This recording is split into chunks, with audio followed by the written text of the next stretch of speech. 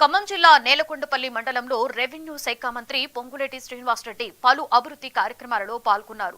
పాలేరు నియోజకవర్గంలో దూర ప్రాంతాల నుండి పాఠశాలలకు వచ్చే బాలికలకు పిఎస్ఆర్ ట్రస్ట్ ద్వారా 500 సైకిళ్లను ఇస్తున్నామని పొంగులేటి చెప్పారు. పాలేరు నియోజకవర్గానికి విద్యాభివృద్ధి కోసం 497 కోట్ల రూపాయల నిధులు మంజూరు చేయించినట్లుగా మంత్రి పొంగులేటి చెప్పారు. 13 కోట్ల రూపాయలతో నేలకొండపల్లి పట్టణానికి నిధులు మంజూరయ్యాయని మంత్రి తెలిపారు. కొద్ది రోజుల్లోనే రెండోసారి రైతుల సన్నద్ధానికి బోనస్ ఇచ్చే ఏర్పాట్లు చేసినట్లుగా మంత్రి పొంగులేటి చెప్పారు. ఇందిరమ్మ ప్రభుత్వంలో గౌరవ ముఖ్యమంత్రి రేవంత్ రెడ్డి గారి నాయకత్వంలో పేదవాడు ఏదైతే కోరుకుంటాడో, పేదవాడికి ఏదైతే అవసరం ఉంటుందో, పేదవాడికి నిత్యము అవసరం ఉండేదే ఈ ప్రభుత్వం చేసే దిశగా పనిచేస్తుందన్న సంగతి కూడా మీకు తెలియదు కాదు. ఈ నేలకొండపల్లి పట్టణానికి సెంట్రల్ లైటింగ్ కానీ, అదే రకంగా ఉర్దూ గారు కానీ, అదే రకంగా ఈ మండల హెడ్ క్వార్టర్లో ఎన్ఆర్జీఎస్ నుంచి సుమారు 1,50,00,000 రూపాయలతో అంతర్గత సిమెంట్ రోడ్లు ఇచ్చాం.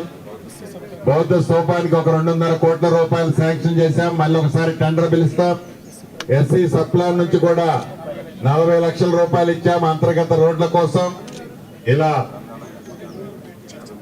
గ్రంథాలయం కోసం 53 లక్షల రూపాయలు ఇచ్చాం. ఇలా అన్ని కలిపి రమారమి 13.5 కోట్ల రూపాయలు ఇప్పటి వరకు ఈ నేలకొండపల్లి గ్రామానికి ఇవ్వటం జరిగింది. ఒక అభివృద్ధే కాదు, సంక్షేమాన్ని కూడా మీ దీవెనలతో ఉన్న మన ప్రభుత్వం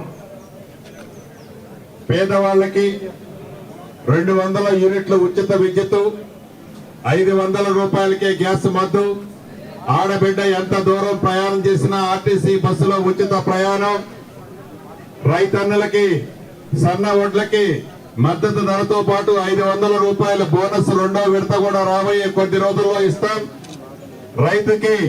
రైతు భరోసా కార్యక్రమం ద్వారా 2 విడతల్లో 12,000 రూపాయలు ఎకరానికి ఇచ్చే కార్యక్రమానికి మొన్ననే 9 రోజుల్లో 9,000 కోట్ల రూపాయలు కూడా మీ ఖాతాలో జమ చేయడం జరిగింది. మొన్న ఉగాది నుంచి సన్న బియ్యం 10 సంవత్సరాల్లో రేషన్ కార్డు ఇవ్వకపోతే రాష్ట్ర వ్యాప్తంగా 7 లక్షల కొత్త రేషన్ కార్డులతో పాటు పాత రేషన్ కార్డులో కొత్త పేర్లు సుమారు 17 లక్షల మందిని చేర్చిన ప్రభుత్వం